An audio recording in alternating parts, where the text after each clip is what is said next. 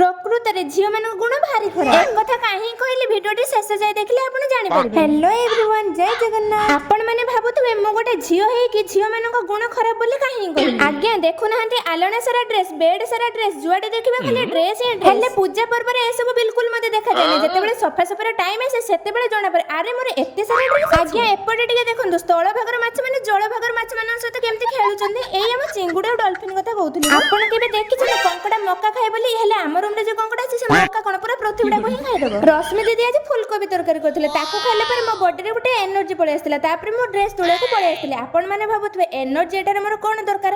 ଆରେ ଏତେ ସାରା ସବୁ ଡ୍ରେସ୍ ଭାଙ୍ଗିବାର ଅଛି ନା, ବିନା ଏନର୍ଜିରେ କଣ ଏସବୁ ଭାଙ୍ଗି ହବ? ରଶ୍ମି ଦିଦିଙ୍କ ସ୍ୱାମୀ ଓଡ଼ିଶା ବାହାରେ ଜବ୍ କରନ୍ତି। ଆଜି ତାଙ୍କର ଥିଲା ବିଦାୟ ରଜନୀ। ସିଏ ବାହାରକୁ ଯିବେ ତ ତାଙ୍କୁ ଆମେ ବାଏ ବାଏ କହିଦେଇଥିଲୁ। ତାପରେ ଆମେ ରୁମକୁ ଆସି ତନ୍ଦୁରୀ ରୁଟି ସହିତ ମ୍ୟାଗି ଖାଇଦେଇଥିଲୁ। ଆକ୍ଚୁଆଲି ରୁଟିଟା ଜଳି ଯାଇଥିଲା ତ ସେଥିପାଇଁ ତା ନାଁ ଆମେ ତନ୍ଦୁରୀ ରୁଟି ଦେଇଦେଇଥିଲୁ। ତ ସାଙ୍ଗମାନେ ଆଜି ପାଇଁ ରହୁଛି, ନେକ୍ସଟ ବ୍ଲଗରେ ଦେଖା ହବା। Bye bye, love you.